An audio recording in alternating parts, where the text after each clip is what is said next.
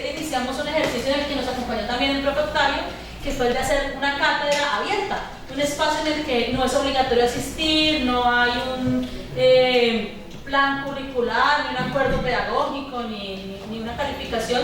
Sin embargo, es un espacio de aprendizaje, un espacio para la reflexión y la circulación de conocimiento que construimos, que vamos construyendo entre todos. En el 2017, hola, buenas noches, hicimos un ejercicio que se llamó la Cátedra Universitaria Paz y Posconflicto.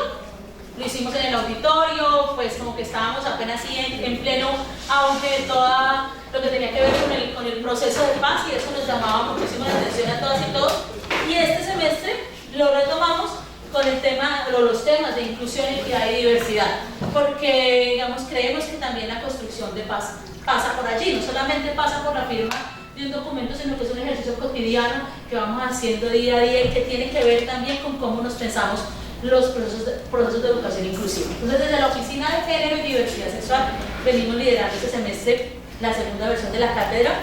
La idea es invitarles a conversar sobre temas que tienen que ver con cómo vivimos, cómo pensamos, cómo sentimos en este territorio hombres, mujeres y personas con orientaciones sexuales e identidades de género diversas. Hace 20 días, el 16 de mayo, a propósito del Día contra la Homofobia y la Transfobia, tuvimos un conversatorio sobre géneros y sexualidades, y hoy queremos invitarles a hablar sobre cómo se vive este asunto de la masculinidad y la feminidad en el campo, en entornos rurales. Y por eso pues hemos invitado a dos personas, Jenny Chilata, administradora pública de la SAP, pero sobre todo una mujer campesina, y ella siempre se presenta así porque viene, pues además de haber nacido en el campo y de ser una activista que trabaja alrededor del tema de los derechos de las mujeres y de los hombres del campo caqueteño, pues es una profesional que además desde allí, desde su profesión, viene también aportándonos un montón de cosas. Miembro de la plataforma de mujeres, la plataforma departamental para la incidencia social y política de las mujeres del departamento de Boyacá. Y Daniel Rodríguez, licenciado en Psicología y Pedagogía de la Universidad Pedagógica Nacional e integrante del equipo de género de la FAO. Ahorita ellos se van a presentar un poquitico más, les van a contar por qué vienen ellos trabajando unos temas que tienen que ver con el campo en perspectiva de género y eso qué significa. Yo no digo más, les dejo aquí la palabra y pues estamos haciendo la grabación para poder luego compartir también este escenario de construcción a través de YouTube. Mañana está ya colgada en nuestra página, en nuestro canal, la primera versión de la cátedra que se hizo en el mes de mayo. Entonces, Daniel y Jenny, ustedes son... Bueno, muy buenas noches para todas y todos, ¿cómo están?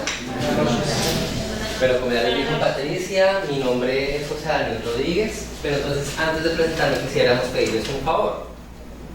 Vamos a jugar con el espacio y vamos a separarnos de las sillas. Dejen sus bolsos, sus maletas ahí en el puesto y nos vamos a invitar, vamos a tener a que ocupemos este espacio acá libre en la mitad del salón.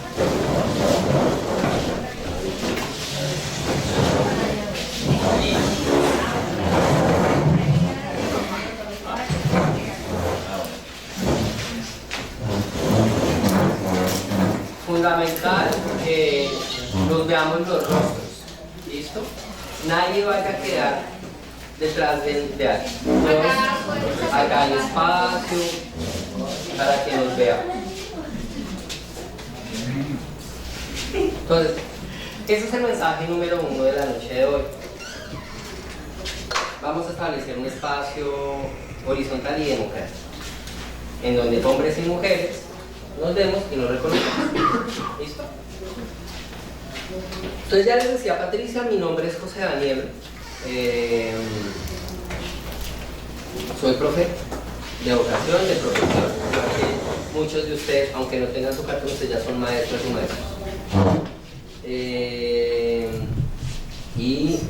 Como les decía Patricia, yo hago parte de una organización que es la FAO Colombia, que es la Organización de las Naciones Unidas, que tiene como centro el tema de la agricultura y la alimentación. Y al interior de la FAO, digamos que hago parte de un equipo muy bonito de hombres y mujeres, que es el grupo de género, que ha sido un espacio, como muchos de los espacios de género, que surgen por la voluntad y el interés de las personas que están interactuando en este momento para revisar dos temas importantes. El primero, aprender del enfoque de género, cómo el enfoque de género tiene algún tipo de relación con la situación del sector agropecuario, es decir, con lo que pasa en el campo colombiano. Y dos, poder desarrollar metodologías, estrategias de trabajo, pedagógicas también, pero también muy en términos de la sensibilización, de cambiar la manera de ver y de leer la realidad, que permitan mejorar las condiciones de mujeres y de hombres en las comunidades rurales. Y se los digo por un tema muy puntual. Para nosotros, hablar de género implica que hablemos hombres y mujeres, de lo que pasa en nuestra vida a partir de cómo nos entendemos como hombres y mujeres. Es decir, no es un asunto exclusivo. De género no solamente hablan las mujeres, de género no solamente hablan las personas con orientaciones sexuales y identidades de género diversas, sino que el género es un asunto que nos invita y nos convoca a todas y todos. Bueno, muchas gracias. Gracias a todos y todas ustedes por estar el día de hoy acá. Mi nombre es Linia Chilatra Rivera. Soy integrante de una organización de campesinos y campesinas de acá del departamento. También esta organización integra la plataforma departamental de mujeres de Caquetá. Somos varias organizaciones de mujeres en todo el departamento, pues que nos hemos organizado a raíz de lo que hablaba Daniel, ¿no? De la necesidad que tenemos, obviamente, de iniciar un proceso pues de empoderamiento de las mujeres, pero en pro de reconocer nuestros derechos. Y como mujer campesina, como lo decía Daniel, y que pues no basta compartir con Daniel, porque pues normalmente somos las mujeres las que venimos trabajando con este proceso en los diferentes espacios, y pues no había tenido la oportunidad de compartir con un hombre que también hiciera lo mismo, ¿no?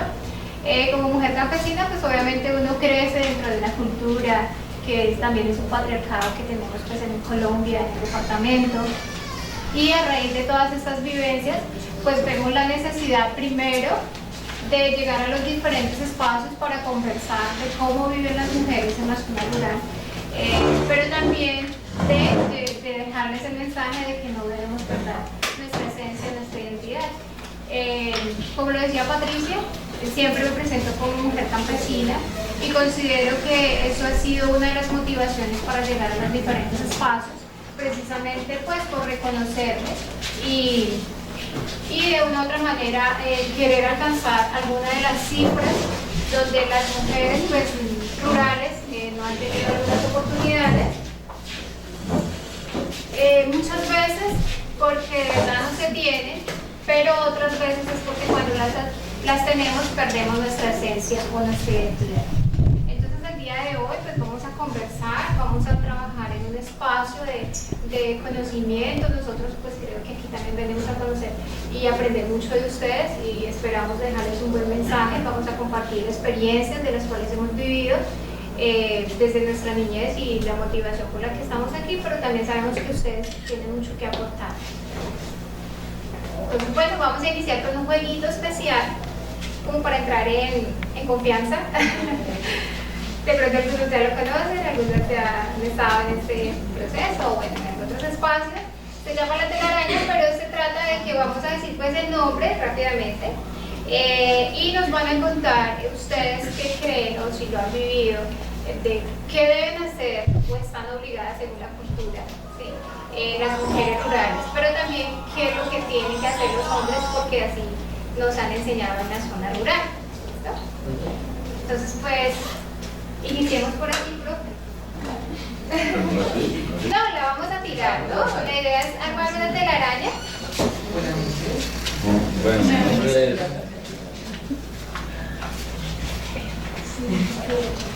Nos quedó corto el espacio. Quedó pues cortito el espacio. Eso está bien. Sí. Vamos a esperar un momentito que encontramos un poco. Y los hombres, ¿qué hacen y cómo deben ser o cómo son los hombres que viven en el campo? ¿Es clara la pregunta? ¿Sí? Pues hasta ahora estamos empezando a jugar, entonces ahí el profe nos iba ahorita a compartir su experiencia. Bueno. Esperemos que nos alcance la anterior. Sí. Bueno, mi nombre es Octavio y he compartido especialmente con comunidades indígenas. Las comunidades indígenas, valga la pena que ahí está Lunelli, para los Vitotos, los Lumuruy hoy en día, la mujer es el símbolo, el símbolo de la reproducción, el símbolo como bello de la naturaleza, ¿sí? La mujer es la encargada de la educación de los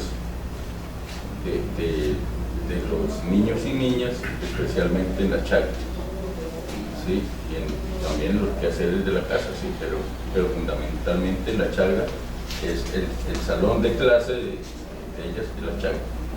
Y me parece algo muy significativo en que la mujer sea la perfección y que esa perfección esté encargada de la formación de los niños y niñas.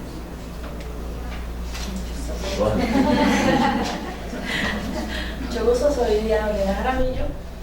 El papel de la mujer en la zona rural. Desde la experiencia que mi madre me cuenta cuando niña, fue una experiencia de labores forzosas, porque se crearon mi madre, mis tíos, mi abuela que fue descanse, fue la que los crió, figura materna paterna.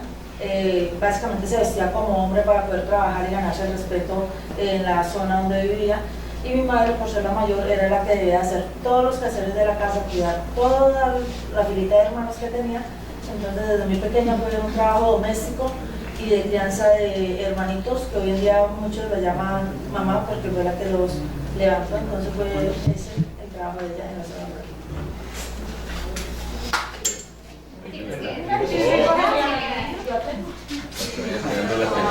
No lo vayan a perder.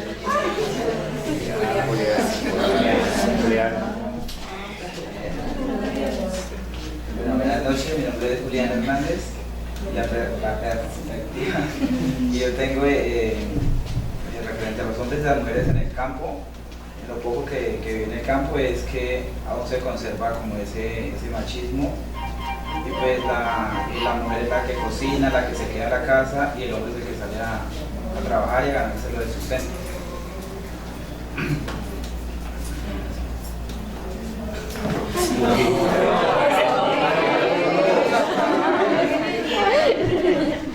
Siempre la tiene para que alcance. Mi nombre es Jorge Tobón, soy de Medellín, llegué el día de hoy y estoy aquí por pura casualidad de la vida. Acompañó a Jenny en su actividad, en su trabajo, y ha venido apoyando económicamente a unos estudiantes de aquí de Florencia que no los conozco, también los estoy apoyando. Uno estudia en Bogotá y otro en Medellín, en una universidad. Y estoy aquí más que todo es por eso, que quiero apoyar el trabajo que viene desarrollando ella, la fundación, y quiero no solamente a ella, sino también aquí y a otras personas más. Esto por pura casualidad, vine hace 3 meses o 2 meses, vine a internarme a la selva amazónica por 2 semanas con un guía y dos indígenas, que es lo que me apasiona, y encontré muchos problemas en la selva, mucha pobreza. Y alguien se enteró de que mi generosidad, de mi trabajo por ayudar a los demás, y entonces me dijo, venga, le va a presentar a una persona, me presentó a Jenny. Ese día ya tenía una dificultad inmensamente grande con una señora. Ustedes deben de conocer la historia, ¿cierto? No sé, soy la primera vez, la mayoría nos encontramos. Es una señora que quiso proteger a su hija porque su novio le fue a violar a su hija y le pegó como 17, 20, 30, 40 machetazos. Entonces tuve la oportunidad de ayudarle para que la pudieran trasladar en la ambulancia hospital a la ciudad de Neiva. Y como eso quiero hacer muchas cosas más aquí en la comunidad con ustedes. Yo creo que es fundamental y vital que las mujeres entiendan que tiene que haber hacer valer su ser y su cuerpo y que se le respete. Y creería yo que lo primero que hace la mujer es hacer respetar ante el hombre. Y al hombre creo que lo tenemos que educar, porque el hombre definitivamente es un perro animal que quiere satisfacer un instinto animal que tiene y que no lo sabe controlar. No digo con esto que no vamos a tener novias, a casar, no, entiendan. Hay una serie de hombres que inmediatamente no se saben controlar y recurren a la violencia y a muchas cosas para tener un acto sexual. Eso hay que combatirlo y al hombre lo tenemos que educar y enseñarle de que el daño que está causando a la mujer y a las mujeres definitivamente lo primero que yo diría es háganse respetar, como hizo su señora. Le costaron yo no sé cuántos machetazos, pero se hizo respetar y hizo respetar a su hija también. Muy doloroso, pero por lo menos logró que a su hija no le pasara nada. Tiro Tomás, pero digamos que le han comentado, ¿qué sabes de cómo deben vivir las mujeres en el campo? ¿Qué es lo que están obligadas a hacer?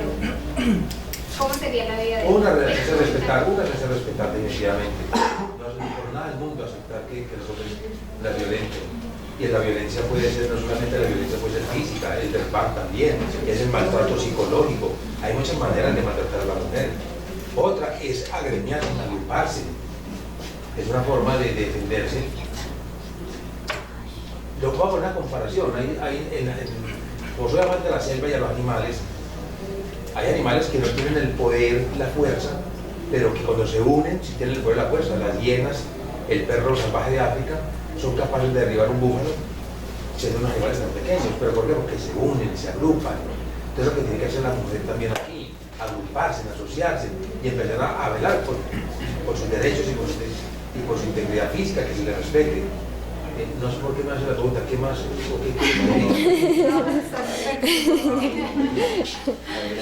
Está rodeado de jóvenes universitarios. Me alegra mucho estar con todos ustedes y la verdad que ver jóvenes trabajando sobre este tema es muy importante, porque si con ustedes está que esto coja más fuerza y que esto se multiplique.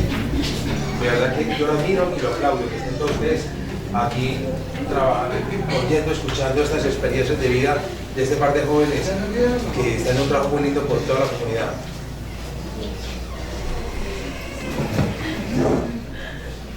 Bueno, mi nombre es Andrés Artunduaga. La percepción que tengo sobre la mujer en el campo es un común denominador casi en todos, que la mujer es la encargada de la educación de los hijos, de la alimentación y la manutención del hogar. Es evidente que en el campo la mujer tiene una desventaja tanto en lo económico como en la parte de formación, bien sea académica o bien sea personal. He tenido la oportunidad de viajar a diferentes sitios, entre ellos a la Araraquara. Allí estuve con una familia Gasca, de Oliver Gasca, y evidentemente las mujeres son las encargadas del hogar. El hombre está únicamente para la parte financiera, para la provisión y para tener más mujeres. Que llegue al otro lado.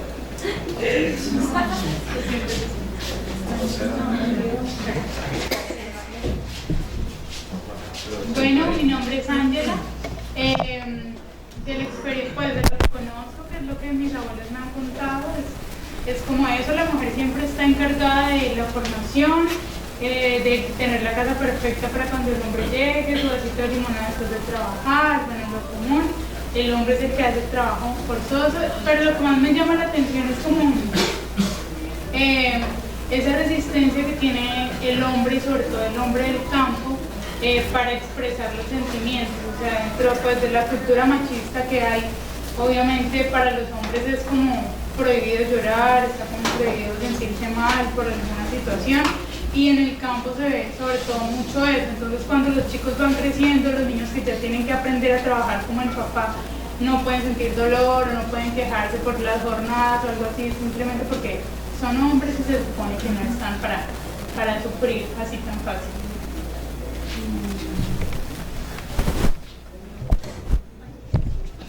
Mi nombre es Jessica.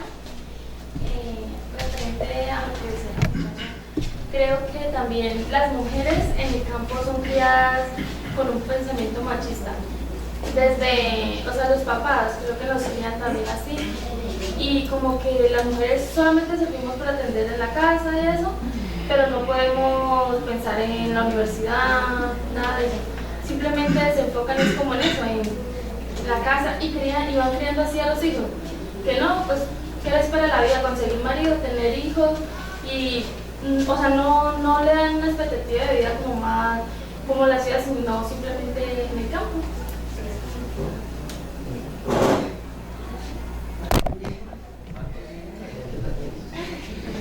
Todos quieren. Buenas noches, mi nombre es Cristian.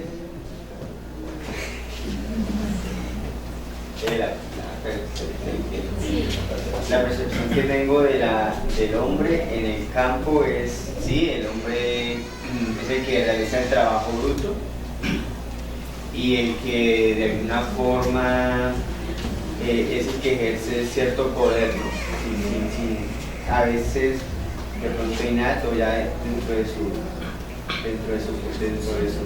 cultura sobre la familia, ¿sí? Entonces ejerce cierto poder y es como el que manda en perspectiva.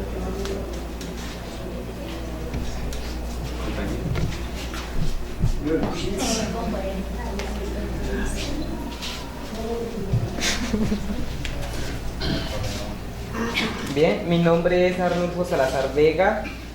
He tenido la oportunidad de convivir con gente del campo y dentro de esas percepciones uno se da cuenta de que pues la mujer, aparte de todo lo que tiene que ver con, o sea, dentro del hogar, de todo lo que tiene que ver con lo de la casa, también en muchas ocasiones y he visto que hay mujeres que también les toca que ir a hacer cosas del campo, como ir a organizar cercos, como ir al corral a ordeñar, como ir a limpiar potreros. Entonces ahí es donde uno se da cuenta del nivel de machismo, porque dentro del lugar donde estaba ubicado me daba cuenta de que esa señora se iba y le ayudaba a su esposo después de que terminaba la jornada de ella en la casa, pero nunca yo vi que él se arrimara a la cocina o a la casa a colaborarle también con pues, los quehaceres de la casa de ella. Entonces ahí es donde se ve el nivel de machismo y pues que predomina siempre lo que el hombre impone.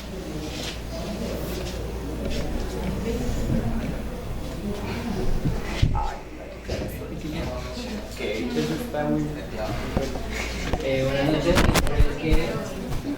bueno, lo que tengo entendido, el rol que ejerce la mujer en el campo siempre es el de los oficios domésticos, y el del hombre, más que todo, es el de trabajar y conseguir el sustento para su familia.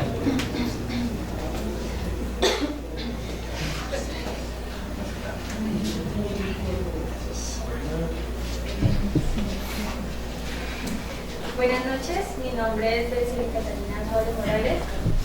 Bueno, en cuanto al trabajo de la mujer,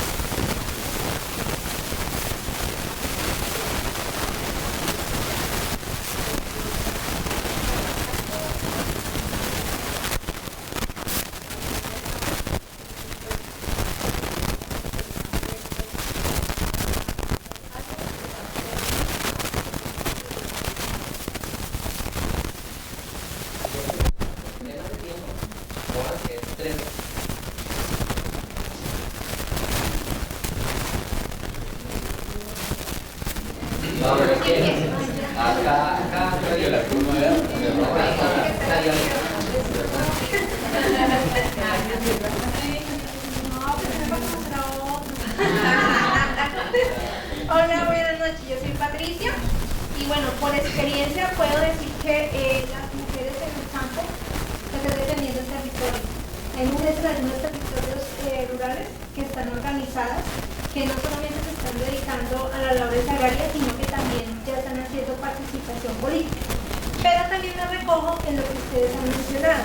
No solamente se dedican a las labores domésticas ni al cuidado de los hijos, sino también al cuidado de las vacas, de los animales, a ordeñar, a todo ese cuento agrario.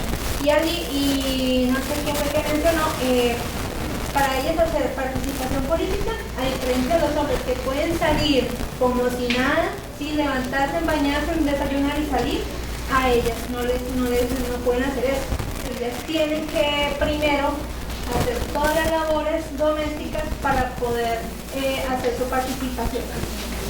Y bueno, algunas ya también están con ese propósito de estudiar y de no reproducir ese machismo que han tenido que vivir con hijas y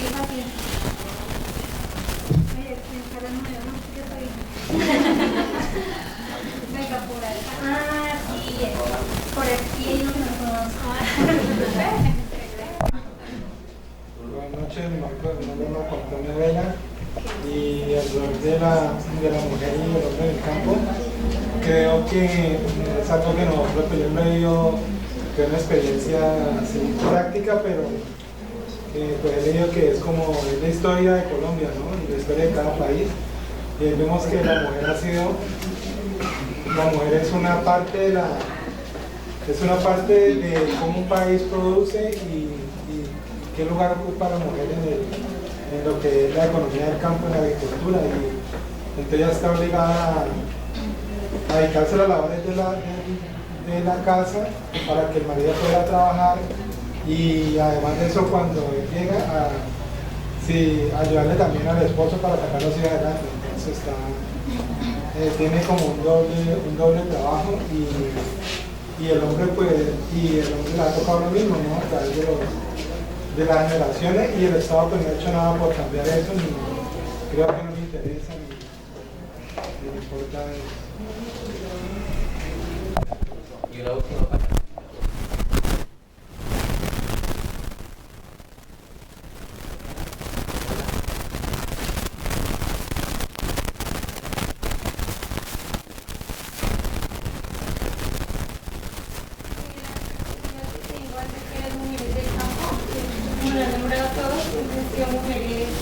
Pues dedicadas a la casa, al marido, ¿no? A los hijos, pero hay que hacer una aclaración que ya actualmente las mujeres han podido levantar su voz, han podido decir tenemos derechos, y parte de los hombres, como decía la compañera, ya hay mucha participación de las mujeres en la política y mucha también participación en la parte laboral, ¿no?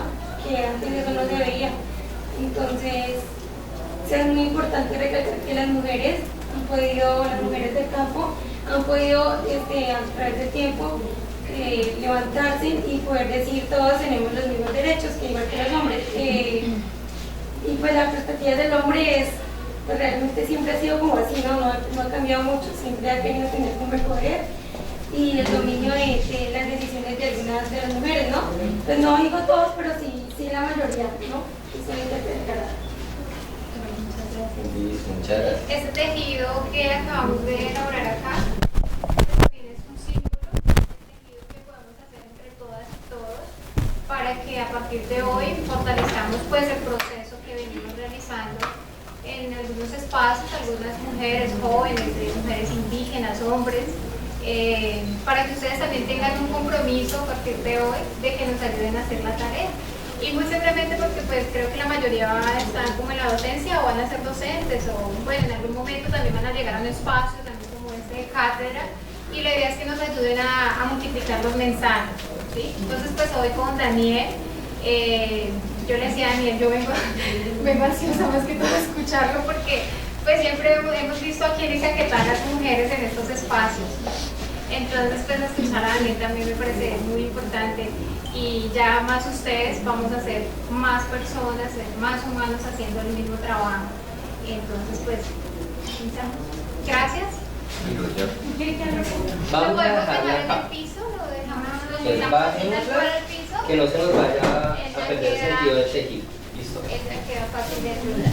Listo. Y pues que podamos tomar pasilla.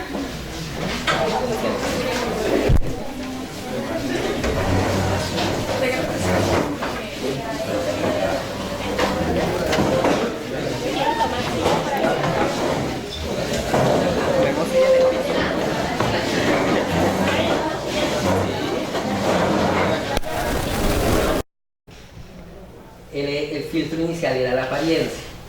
Y entonces, mi hijo, usted no es, ¿por qué se deja ese pelo largo? Córtese ese pelo para que se vea como todo un varón. Pues ahorita el pelo crece. Y entonces desde su sistema de mundo, desde esa manera como mi abuelo fue criado en el campo, venía entendiendo que un primer filtro para ser hombre es la apariencia. Y que un hombre macho, bien puesto, es un hombre que corta su cabello corto. Y que aquel que no asuma ese patrón específico de estética, probablemente no sea hombre. También nos hemos encontrado con el ejercicio de la fuerza. Aquel hombre probablemente, y sobre todo en los contextos rurales, que no demuestre fortaleza física, primero no va a ser hombre, porque no va a ser capaz de soportar las actividades propias del campo. Y entonces ese hombre que se ve débil, ese hombre que no es capaz de trabajar la tierra, ese hombre que no es capaz de llevar cargas pesadas, probablemente no es hombre. Y si nos llevamos, por ejemplo, a una persona de la ciudad, a un hombre en esa estética muy común de lo urbano, a ejercer labores en el sector rural, probablemente no va a hacer. Y muy probablemente el relacionamiento que va a tener con los hombres de campo va a pasar por ese filtro de no reconocerlo como un igual, como un hombre rural. Ahora bien, como les decía, parte del ejercicio va por aquí, por ese primer nivel de reconocimiento, de problematización de lo que significa ser hombre y no ser hombre. Y en ese sentido, la respuesta general para muchos de los hombres cuando hacemos la siguiente pregunta es: ¿o sé qué lo hace entenderse como hombre rural? Termina siendo una asociación solo de características o de atributos que por lo general son compartidos con las mujeres. Fortaleza, laboriosidad, trabajo, que son por lo general características básicas de los hombres rurales. Si usted lo revisa y le pregunta a una mujer rural, ¿su merced es trabajadora? ¿Su merced es fuerte? ¿Su merced es organizada? Entonces, ¿cuáles son las diferencias entre un hombre y una mujer en lo rural? Cuando llegamos a ese punto de tensión y de desequilibrio, empezamos a entender, y los hombres digamos que empiezan a manifestarlo así, no es clara la diferencia. Porque parte del relato que se nos ha venido construyendo a nosotros frente a la distinción entre hombres y mujeres, inicialmente se ha hecho a partir de esas características que pueden ser compartidas, porque son capacidades que tanto hombres como mujeres pueden desarrollar. Y entonces, si eso no nos hace diferentes, ¿qué es lo que nos hace distintos? Y esa es una pregunta con la cual los hombres rurales y urbanos se quedan. Y de hecho yo todavía no la estoy haciendo. Porque en el ejercicio de construcción pasamos a un segundo nivel. Y es entender cómo estas diferencias que pasan por lo físico han llevado a perpetuar unos desequilibrios en el desarrollo tanto de hombres como mujeres. Que ya, digamos, desde la perspectiva de género centrada en los derechos de las mujeres es muy clara, y puntualmente lo que se identifica en el contexto de lo rural es que por ese rol que realizan las mujeres hay unas diferencias en el desarrollo de capacidades, en el acceso a asistencia técnica, capacitación, a propiedad de la tierra, tenencia de la tierra, también a la participación en temas políticos, en temas asociativos, organizativos, porque en el sector rural esas labores que son públicas siguen siendo predominantemente masculinas. Y vamos a seguir todavía encontrando muchos hombres que figuren en los roles, por ejemplo, de toma de decisiones sobre todo. Ustedes pueden encontrar asociaciones campesinas en las cuales hay participación de hombres y mujeres, pero probablemente revisen cómo están compuestas esas juntas directivas y muy probablemente ustedes se van a encontrar que hay mayor participación de los hombres. En la misma junta de decisión comunal, ahí en el mayor paro que es de la presidencia siempre lo hemos hecho los hombres.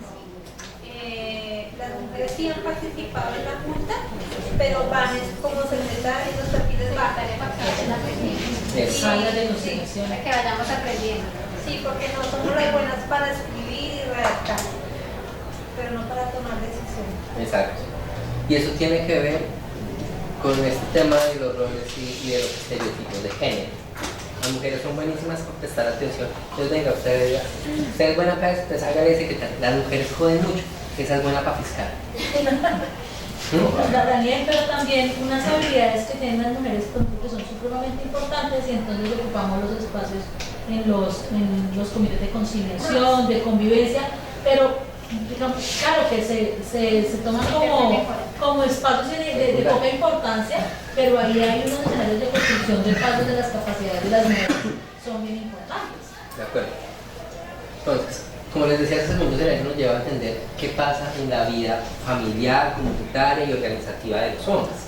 Porque aquí el asunto no es solamente entender que hay unas afectaciones para las mujeres, sino también en términos de desarrollo de capacidades, cómo están vinculados y cómo están participando los hombres rurales. Y ese es el punto que también en muchos casos, o bueno, siempre se habla de que hay mayor participación de los hombres, pero siguen siendo los mismos hombres, ¿sí? El ejercicio de la concentración del poder siempre se da en unos, y no se prende. Yo hace poco tuve la oportunidad de trabajar con poblaciones rurales, y yo les preguntaba a ellos, bueno, hagamos un balance de quienes han participado en la Junta, y eran los mismos. Le digo, ¿y los otros qué pasa? ¿Ustedes por qué no han participado? Y entonces ahí comenzamos a recoger el por qué. Y entonces no siempre son todos los hombres los que están participando, sino los mismos y siempre quieren ser los. Exacto. ¿Qué pasa? Si sea, digamos, eso tiene que ver con una característica, que es que a nosotros nos crearon para competir, a ser los mejores. Y eso, digamos, que es un reflejo muy claro de cómo se disputan los hombres el poder en términos de reconocimiento. Porque yo quiero ser ese representante, y para eso probablemente me voy a esforzar mucho, pero eso pasa por identificar una serie de prácticas que van muy de la mano de la competencia, del desconocimiento, y de lo que implican estas prácticas no tan colaborativas o cooperativas. Ahora, cuando empezamos a hacer ese tipo de reflexiones, nos damos cuenta que hay unas necesidades muy puntuales en tres temas. El primero, poder garantizar el desarrollo de un conjunto de habilidades psicosociales en los hombres que les permitan avanzar en temas como la expresión de emociones y sentimientos, por ejemplo. El afecto.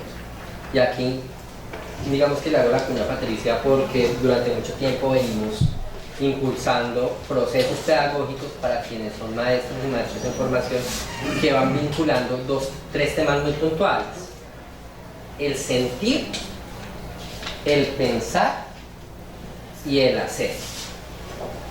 En esa relación triádica que nosotros entendemos como lo socioafectivo, vamos superando una de las barreras que digamos sitúan los procesos de formación de los hombres.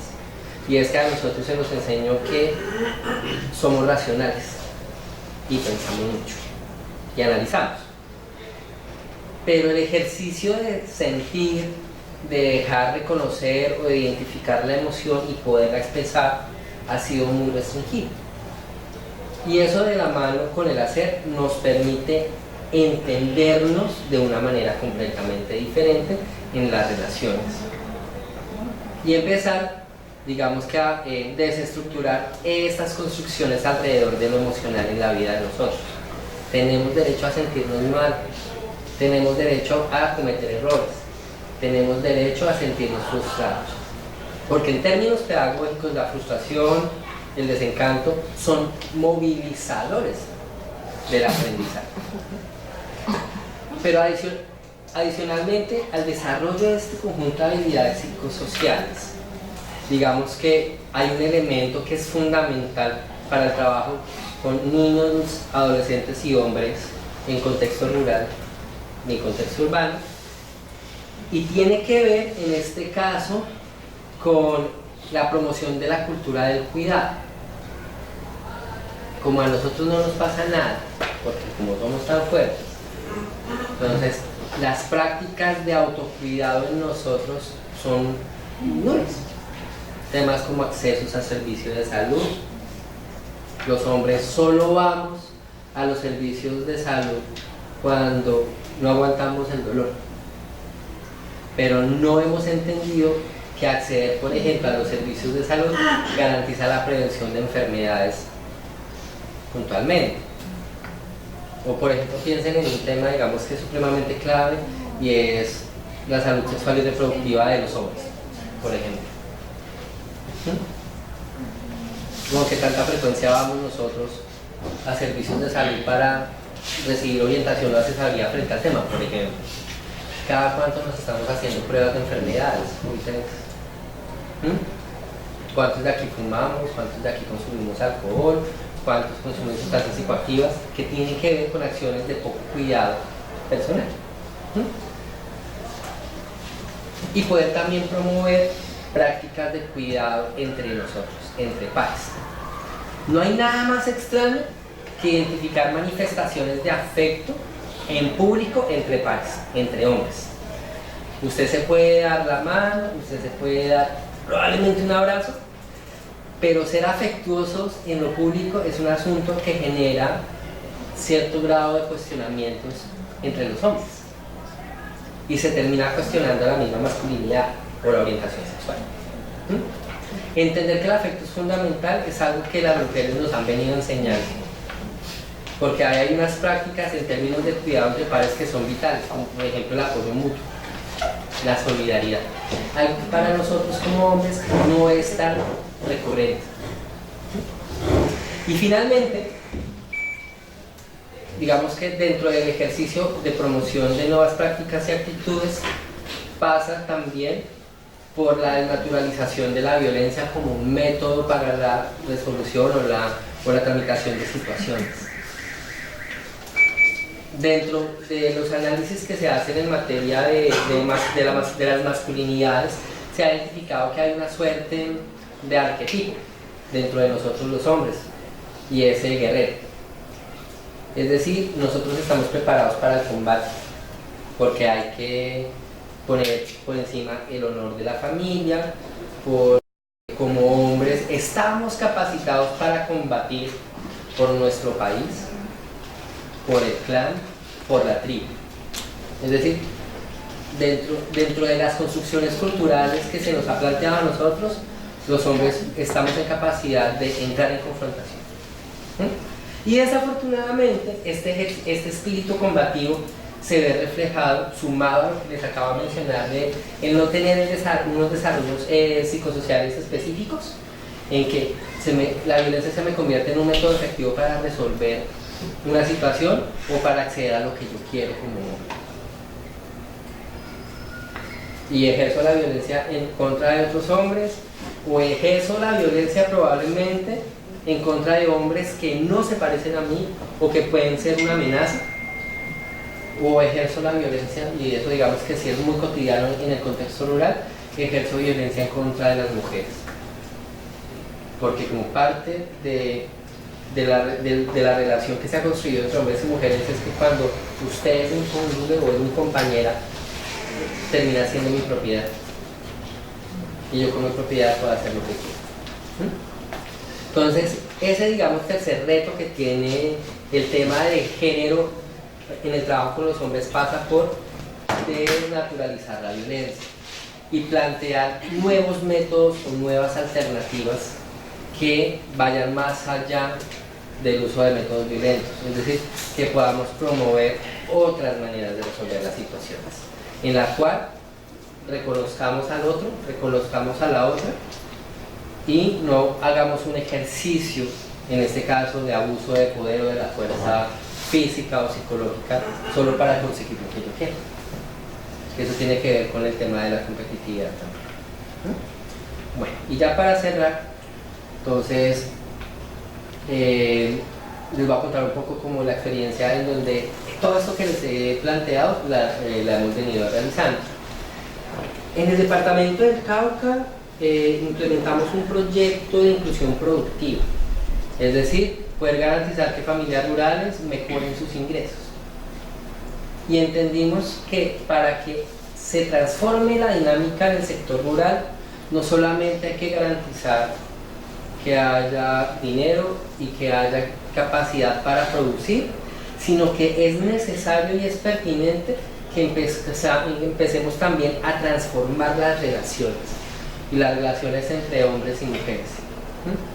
Y allí entendimos que este tema de las masculinidades es tan pertinente como necesario, porque no basta trabajar con las mujeres en pro de su empoderamiento si no se establecen diálogos con los hombres que cohabitan y comparten la cotidianidad de la casa, de la producción y de la organización. Si para los hombres el ejercicio de empoderamiento se entiende como una amenaza, esos procesos de inclusión social van a ser un completo riesgo para la vida de las mujeres. Si empezamos a trabajar de manera paralela con los hombres todo esto que les acabo de mencionar, vamos a garantizar que en cierta medida los hombres entiendan lo que implican estas transformaciones, no solo para las mujeres, sino para los otros lugares de relacionamiento, la familia, la organización y la comunidad. Y en la medida en que los hombres van haciendo este ejercicio de tránsito, de construcción de su subjetividad y de sus identidades, vamos estableciendo nuevas posibilidades de fortalecimiento tanto para las mujeres como para los hombres. ¿Qué pasó en el Cauca? Allá nos inventamos 3 tipos de espacios: unos espacios exclusivos para las mujeres, espacios de confianza para que las mujeres pudieran conversar sobre temas muy puntuales que les ocurren en la cotidianidad de la casa, del trabajo, de la comunidad, de la relación con su pareja y de la relación con sí misma. Y estos espacios exclusivos para mujeres permitían ir soltando muchos miedos, muchas inseguridades y poder identificar riesgos también en la vida de las mujeres. Creamos unos espacios que denominamos como círculos de hombre, en los cuales invitábamos a los hombres, en ese ánimo de reconocimiento y de intercambio, a entender qué pasa en sus vidas, qué pasa en sus emociones, qué pasa, pues, entendiendo que el foco es mejorar sus condiciones de vida y en particular mejorar sus condiciones productivas, que implicaba que ellos como hombres asumieran toda la carga productiva, y que si su interés era poder construir o constituir unos proyectos de vida familiares anclados a lo rural, poder entender qué pasaba en los espacios reproductivos, en los espacios de cuidado, cuando ellos no estaban ahí. Y de esa misma manera que también pudieran entender el papel tan importante que cumplen las mujeres en las labores reproductivas y probablemente en los otros roles que asumen en la cotidianidad. Y entender que si ellos querían constituir unos proyectos de vida, su papel en casa era importantísimo. Porque si bien en lo rural se ha venido entendiendo que la mujer es quien transmite los saberes, quien transmite la cultura, los hombres también tienen parte y arte en el asunto, porque no es solo un asunto exclusivamente femenino, el hombre también transmite los saberes y en algún momento se tiene que dar. Pero además, la invitación era a entender que desde un rol específico como es la paternidad, ellos también podían contribuir a generar mayores niveles de desarrollo para sus hijos, pero también para sus parejas, en la medida que poder empezar a complementarse las tareas en casa garantizaba que haya un uso de tiempo de las mujeres que se pueda destinar a otras labores, como por ejemplo las capacitaciones. De manera complementaria, como nuestro trabajo como FAO está orientado a la garantía del derecho humano a la alimentación y a la seguridad alimentaria y nutricional, hubo una experiencia que fue muy interesante en términos de la transformación de los roles, y es la famosísima olla comunitaria, que se hace acá, se hace en las veredas, cuando hay convites, jornadas de trabajo. Si ustedes analizan cómo es el funcionamiento alrededor de una olla, ese es el ejemplo más claro para entender los roles. El hombre en el convite o en la minga trabaja la tierra y las mujeres están concentradas preparando los alimentos. Aquí nosotros hicimos dos ejercicios bien curiosos alrededor de la olla como excusa pedagógica. El primero fue contratar hombres técnicos en cocina. Es decir, mostrarle uno que el meterse en la cocina es un trabajo, es una labor, puede ser un oficio, Es una pasión. y que los hombres están en la misma capacidad de poder desempeñar allá. Y que podemos cocinar delicioso. Pero adicionalmente, digamos que la segunda tarea era invitar a los hombres a meterse a la cocina y no meterse a repelar la olla, a preparar los alimentos y darse cuenta que el ejercicio de alimentarse no es exclusivo de las mujeres en términos de la preparación de los alimentos, sino que ellos también son capaces de hacerlo. Y que pasa por un ejercicio de aprendizaje que fue muy bien tomado por muchos de los hombres, tanto que al final del proyecto ni siquiera había que presionar la distribución de tareas, sino que espontáneamente los hombres se iban proponiendo para meterse a la cocina y aprender a preparar los alimentos. Cuando empezamos a monitorear qué iba pasando en casa, nos dimos cuenta de muchas sorpresas. Y la primera es que los hombres empezaron a hablar de lo que les estaba pasando. Es decir, era posible entender que ellos podían expresar sus sentimientos y que no iba a haber ningún tipo de cuestionamiento alrededor del tema. Pero adicionalmente también nos encontramos de manera muy bonita que los hombres empezaron a entender que pueden participar de los espacios de cuidado. Y empezaron en muchos de los casos a hacer pequeñas concesiones de sus privilegios para garantizar que las mujeres pudieran participar en momentos claves del trabajo. Como por ejemplo, vamos a tener una reunión de un comité, va a ir mi esposa. ¿Y usted qué va a hacer? Pues yo trabajo y yo la espero aquí en la casa.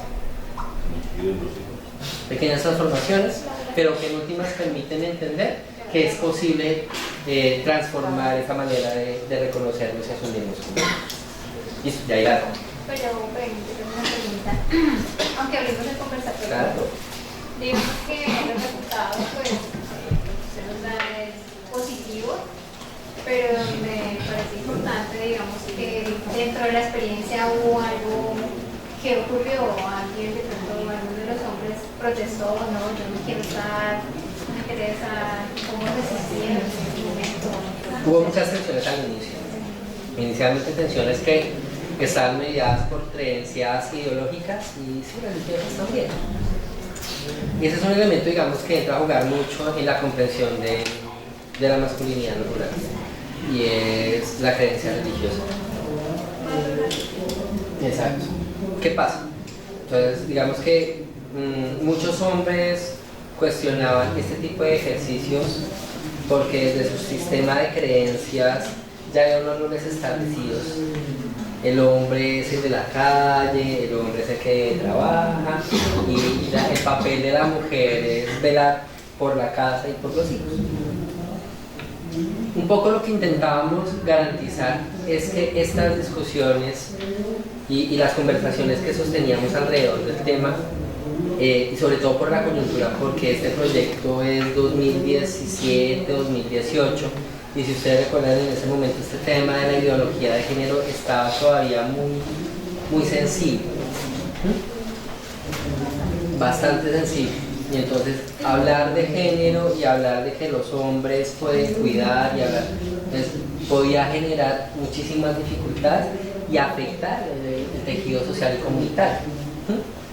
Un poco, digamos que el enfoque que le dimos nosotros a las resistencias y a las tensiones es, de entrada, no les estamos diciendo que lo que usted es no es, sino que es posible entender que hay otras maneras de ser. Y que la invitación que le hacemos es a que, respetando su creencia, se dé la posibilidad de aprender otra cosa que probablemente usted no aprendió.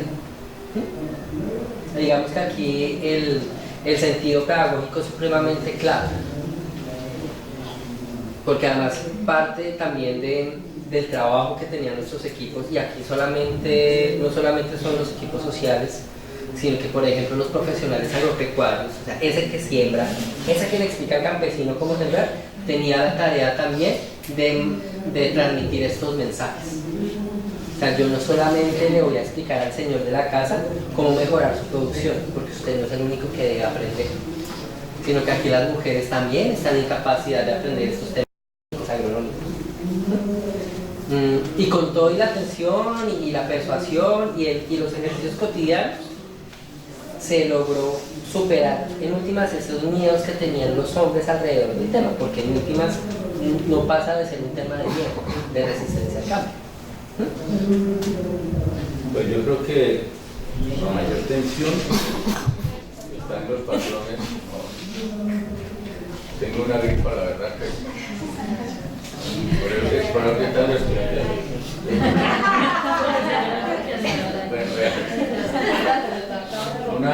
Yo creo que la tensión más tremenda son los patrones de clientes. Las construcciones, tanto de hombre como mujer, construcciones de género, son construcciones culturales y que se reproducen en esos patrones de tiempo, y romper con esos patrones es cosa tremenda. A ver, por ejemplo, la formación paisa, que para mí, perdonen con las pequeñas, ¿sí? La peor formación de la paisa, y yo soy formación paisa, yo soy uno como rega paisa.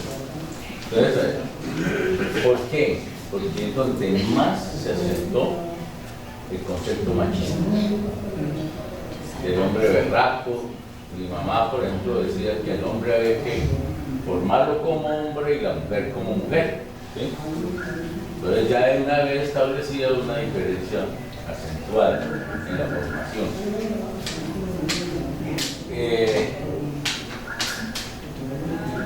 Una vez me decía una hija, me decía, papá, ¿usted por qué a las demás le expresa cariño, le expresa afecto, les habla con afecto, ¿sí? Y a mí no? Le digo una razón muy sencilla, porque como hombre, el papá le brindar afecto a la hija ya era una posición, primero, de pérdida de autoridad, pero segundo, entonces era el abuso hacia la niña, ¿sí? Entonces, ver un viejo, de pronto ahora han cambiado las cosas y ojalá hayan cambiado, ¿sí? Pero ver un viejo cargar a una niña, eso era cosa extraordinaria, ¿sí? Una vez un hermano me dio cambiar un pañal, me dijo, este pendejo de mariqueo, pero resulta que después él tuvo una nieta y era el que le cambiaba los pañales. Entonces le dije, ven, el maricado es otro. Entonces son esos patrones de crianza que nos limitan y que tenemos que, para cambiar conceptos de formación, pues tenemos que renunciar a esos patrones de crianza, ¿sí? Si yo fui formado en la violencia, yo no puedo reproducir la violencia para cortar la violencia, ¿sí? Si yo fui formado sin afecto, tengo que generar afecto, ¿sí? En mi caso particular mío es muy difícil con respecto a mis hijas, ¿sí? Ya, entre otras cosas, tengo una hija que es lesbiana, ¿sí? Y me he inculpado precisamente como por esa relación tan aparte hacia las hijas. por eso he sido un crítico permanente de esa formación que recibimos. Ya, entonces, yo creo que ese es un principal conflicto que encontramos. En una ocasión hicimos con José Jairo González, muchos lo conocen aquí, varios lo conocen, una investigación en zona de conflicto, la violencia intrafamiliar, y encontramos precisamente cómo se reproducían esos patrones de crianza, porque al hombre había que formarlo como macho y a la mujer como hembra. ¿Sí? Y yo creo que muchas veces repetimos en las familias los patrones de crianza, afianzando modelos que han hecho mucho mal en esa relación de equidad de género. Yo creo que para mí ese es el dolor de parto de todos los días. Pues, bueno, el ejercicio al inicio nos planteó una serie de elementos que nos dio a entender o comprender un poco cómo se ve esa figura de hombre en el término rural y la figura mujer. Pero cuando la compañera habló, ella nos dio un mensaje que decía de que no hay que perder las raíces y las costumbres, la identidad campesina, que es como que lo que le aprendí. Pero no sé si entendí mal el mensaje, pero hago esta pregunta. Viendo todos esos elementos y toda esa identidad y el rol que juega el hombre, ¿cuál es la identidad campesina que no debemos dejar perder? Me refiero a, si ya vimos todos esos roles y todo ese ejemplo, ¿qué es lo que no debemos dejar de perder de ello? Porque se dice que está como mal. Yo pues nunca he sido campesino, pero sí tengo familia campesina y que vive en el campo, y el acercamiento de esa familia es un poco compleja por la situación de que yo soy homosexual. Entonces desde ahí ya hay una barrera que no me permite cruzar más allá de eso. Entonces, ¿cuál es esa identidad que no hay que dejar perder de? Bueno, referente al tema de la identidad, se asocia más al tema de los saberes, porque realmente el campesino y la campesina se reconoce por su trabajo con la tierra, que es muy asociado, y en el tema de la mujer es mucho más, porque pues tiene que un acercamiento propio, y es el tema de digamos que en este caso los ciclos de la luna, ¿sí? A la hora de saber cuándo vamos a sembrar, qué tipo de plantas sembramos, el tema de la producción, ¿sí? El tema del cuidado del medio ambiente, las fuentes hídricas. Digamos que nosotras en el caso de las mujeres somos las mayores protectoras del medio ambiente. Entonces, digamos que la identidad es más de reconocer de dónde, pues obviamente de dónde soy, ¿sí? Pero en el caso de los campesinos es ese, es más del saber propio, pero no de los comportamientos. Digamos que ya los comportamientos, desde lo que hablamos, que generan pues los signos de violencia, pero también de los comportamientos de los patrones de crianza que nos habla también el profesor acá, ¿no? Es una diferencia. Y para complementar a Jenny, un poco lo que yo les decía al inicio, hablemos de ruralidades, y en esa medida va a haber un diferencial. Jenny ya lo planteó muy bien, digamos que desde la perspectiva de los campesinos hay una relación con la tierra, con su vocación, con el quehacer y el arraigo, ¿cierto? Los alimentos y la producción de alimentos. Pero si por ejemplo, la gobernadora me corrige, ¿cuál es la relación de ellos como comunidad con respecto a la tierra? Entender que ustedes están en lo rural, la cosa va por otro lado. Y si lo hablamos, por ejemplo, con un hombre o con una mujer que pertenece a un consejo comunitario, es decir, es afrodescendiente, probablemente esa relación va a estar marcada por otros elementos un poco, digamos, propios de lo identitario. Entonces, en lo rural, digamos que lo fundamental es entender, uno, que es viable y es posible vivir allí, porque parte también, digamos, de las reflexiones que hay en materia de lo rural es que se ha venido entendiendo que tomar la decisión de vivir en el campo es una opción que no es digna. Es decir, el campesino no vive bien en la zona rural, y no porque no quiera, sino porque hay un conjunto de condiciones sociales y políticas que no le permiten. Pero más allá de eso, digamos que es la pertinencia del habitar el sector rural, del habitar el territorio, es supremamente clara.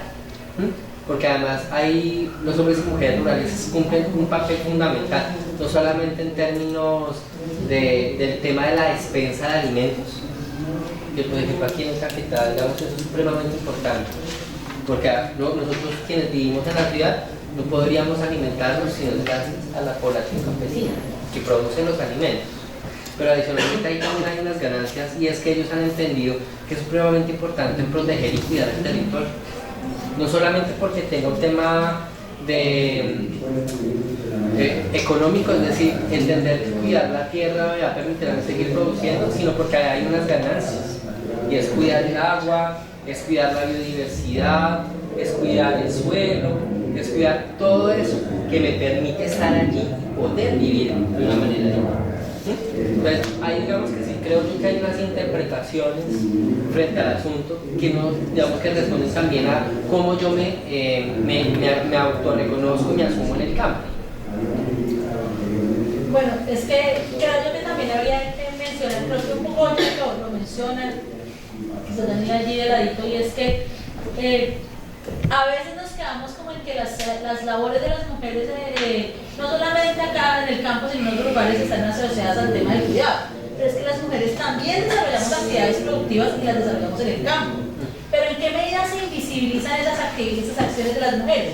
Porque es que yo no sé si Jenny o Simón estaban conmigo alguna vez cuando alrededor de la agenda de construcción de paz territorial nos preguntaban sobre cuáles son las agendas de paz de nosotros, y todo el mundo hablaba de la yuca, del plátano, de la minería y de una serie de cosas que están como muy asociadas a los proyectos productivos de los varones, pero el tema de la huerta que tenemos las mujeres, donde está el tomate, el cilantro, la cebolla, donde están las gallinas y todo ese tipo de cosas, no se tomaba en cuenta. Sin embargo, vaya que a usted le falte el tomate a ver si puede hacer la carne con guiso, ¿cierto que no?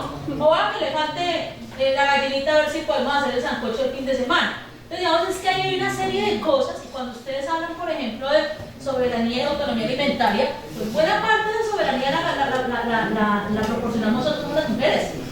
Porque además cuando ponemos a los hombres en el escenario de la producción, digamos, a gran escala, es que esa yuca o esas vaquitas, pues generalmente es lo que se saca, eso no se queda en la finca, ¿cierto? Es lo que las mujeres producen, así como en pequeñito, en esos de tierra que dice Jenny que está en época está lo que finalmente se queda para la manutención de los hijos y las hijas, y que no se cuenta, como tampoco se cuenta dentro de la economía y el Producto Interno Bruto, nada de lo que hacemos las mujeres en otros escenarios, incluso urbanos, ¿cierto? Llevar a los hijos, llevar a los niños al jardín, planchar, lavar, eso es amar.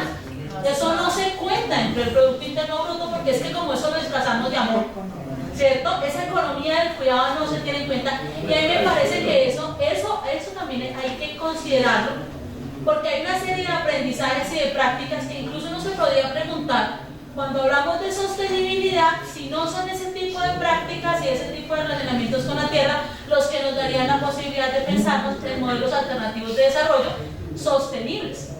O sea, el futuro, por ejemplo, un territorio como la Amazonía, cuando hablamos de deforestación, a propósito del Día del Medio Ambiente, ¿dónde está?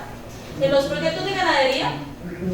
¿En la agricultura a gran escala? ¿O está justamente en ese otro tipo de proyectos que además están pensados como desde otro relacionamiento con la tierra?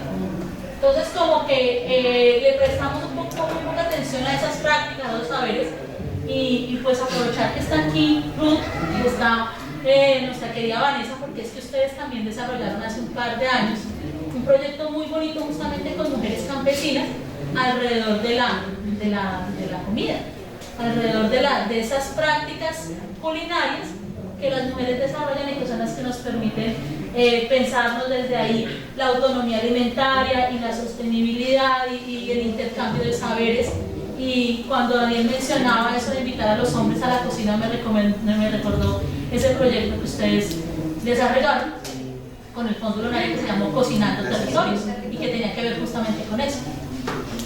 Recién conocí una experiencia que mencionaste de este proceso que se desarrolló en el Cauca, en donde se intentó hacer un cambio de rol, mostrando que los hombres también podían cocinar, que podían ser muy buenos cocinando. El intercambio de roles se hizo como en hombres adultos, claramente, ¿no? Como en esposos, o así lo asumí, pero me causa mucha curiosidad saberlos, como los hombres jóvenes, los niños, cómo percibieron eso, cómo percibieron la experiencia de ver a sus papás, que siempre lo ven como en labores más fuertes, verlos ahí como en la cocina, cómo percibieron ver a todos esos señores o chicos técnicos en cocina que llegaron a preparar la comida. Ellos, ¿cuál fue como la reacción que tuvieron ante la actividad? Es curioso, tengo por ejemplo el primer encuentro. Entonces, cuando nosotros les planteamos vamos a tener un espacio porque el proyecto incluía eso que planteaba Patricia, entonces tenemos un componente de seguridad alimentaria, entonces cultivamos algunas especies agrícolas y pecuarias para el autoconsumo, pero entonces el reto es que la población campesina que habita en lo rural produce, pero está produciendo es para la venta, no para el consumo. Dani, en el caso de Caquetá, en las peleas donde estuve, yo les dije a ellos, veían unas expectativas de poderme llevar el menos robando las frutas y verduras, no sé, los plátanos y eso, y tan de malas porque no pude porque no había. Entonces, parte un poco de los retos que tenía el tema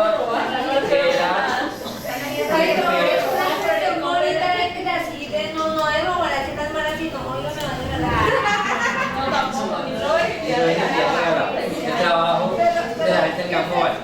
Pues, ¿qué pasa? Digamos que en ese primer encuentro, para los hombres y para las mujeres en particular, fue muy curioso ver cómo un señor llegaba con su delantal a preparar los alimentos, pero además también hacer una explicación técnica. Porque el asunto es, listo, usted está sembrando el tomate, la cebolla, el pepino, ¿cómo los está comiendo? Y en ese mismo, y nosotros les llevamos especies que no se producían en la zona, que complementaban el tema nutricional. Entonces, estos técnicos en cocina tenían como tarea hacer todo un ejercicio previo de preparación de platos, para trabajarlo con los hombres y las mujeres en los encuentros comunitarios. Inicialmente los hombres entraban con recelo, como con esa curiosidad de mirar qué es lo que están haciendo allá, porque además el ejercicio era hacer la preparación y hacer el emplazado, entonces, y entonces los técnicos iban explicando de manera general y ya de manera muy voluntaria quienes quisieran empezar como a meter la mano, a preparar, ayudar al técnico de cocina, ayudar a la gente. Inicialmente fueron las mujeres y ya luego los técnicos empezaron a invitar a los hombres, venga, métase acá, encárguese de esto, pica acá, coja aquí, no sé qué. Exacto. Y era muy chévere porque, por ejemplo, algo que sí identificamos que es más característico en las mujeres, no tanto en los hombres. A las mujeres les toca ir con sus hijos e hijadas a las actividades comunitarias. Son muy pocos los hombres que probablemente se van acompañados. Esos son casos excepcionales, de hecho. Sin embargo, era muy bonito ver a los niños y a las niñas porque ellos terminan participando de los ejercicios de trabajo. Porque eso hace parte también de las reflexiones de género. Nosotros no podemos impedir la participación de las mujeres si van con sus hijos, porque pasa mucho, porque como en ese ejercicio de distribución del tiempo, pues si la mujer quiere participar, pues no puede desatender esa tarea de cuidado, pues se va con los hijos a la jornada. Y esto digamos que sí es un imperativo para nosotros en la FAO.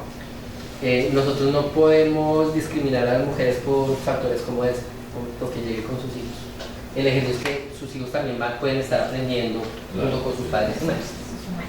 Y nos dábamos cuenta que los niños, obvio, van a comer, nosotros sí no permitimos que los niños se metan a la cocina, porque puede haber, digamos, estamos manipulando cuchillos, son los temas de inocuidad, digamos como por cuidado también. Y nos dábamos, y era muy curioso ver que los niños se comían los alimentos que ni siquiera sus padres o madres consumen, porque las preparaciones, las presentaciones eran completamente distintas. Y ahí había una ganancia adicional, y era poder enamorar a los papás del consumo de alimentos como frutas y verduras que en el campo no se consumen con frecuencia. Además que ellos tenían una tarea adicional. Eso que usted aprende en el taller se tiene que replicar en la casa. O sea, usted no se queda con el conocimiento, pero tiene que reflejar de alguna manera, y nosotros como equipo en algún momento vamos a ir a su casa. Entonces, usted aquí estamos trabajando un sistema de producción diversificado, también pues lo debe tener en su casa. Entonces, vamos a mirar qué ha pasado, qué está sembrando, cuánto ha sacado, pero también nos metemos a la cocina. ¿Quién se está encargando de preparar eso? Y si usted que estuvo allá en la capacitación, venga, le explicó a las personas de la casa cómo se podía preparar eso. En muchos de los casos nos encontramos con que los hombres sí estaban transmitiendo parte de la información, porque a pesar de que no se metieran a la cocina, estaban participando en la actividad y les quedaba como tarea replicar eso en la casa. Ya digamos que será como una suerte de indicador de la transferencia de conocimientos. Entonces ahí digamos como que íbamos también garantizando que ellos pusieran en práctica eso que estaban aprendiendo. Me cuenta la experiencia del Cauca y de tener en cuenta que pues, la FAO tiene la responsabilidad de la seguridad alimentaria en la FINECA, que ya está desarrollando el proyecto. La FAO en este momento está adelantando un proyecto en Curitiba. Sí, un proyecto en el marco del Fondo para la Paz de la Unión Europea. Es un proyecto que lleva 8 meses y la memoria no falla. Se está trabajando en Curillo y en algunos municipios del departamento de Putumayo. El propósito del proyecto es garantizar el fortalecimiento de capacidades de comunidades en temas como seguridad alimentaria y nutricional y generación de proyectos productivos agropecuarios, pero todo es con un enfoque de desarrollo territorial. Y de hecho el enfoque de género es un ítem clave en este proyecto. No es transversal. Sí. Aquí digamos que se está potenciando la participación de mujeres y jóvenes en los temas productivos y organizativos. Yo tengo una pregunta. Digamos, dentro de la experiencia de ustedes, pues, digamos, tú la viste y su merced que la está investigando o está trabajando en una institución como ese calibre, ¿han identificado o han visto algún grado de dependencia por parte de las mujeres o de los hombres en cierto tipo de actividades? Pues yo lo pregunto porque alguna vez en mi vida, pues yo también habité, digamos, el campo, no acá, sino en Dinamarca. Y a veces yo veía pues, un señor que trabajaba pues, en diferentes tipos de cultivos, de plátano, de café, etc. Y la casa se le caía, no entraba a la cocina, no iba a ningún lado. O sea, la casa se le estaba desbaratando literalmente.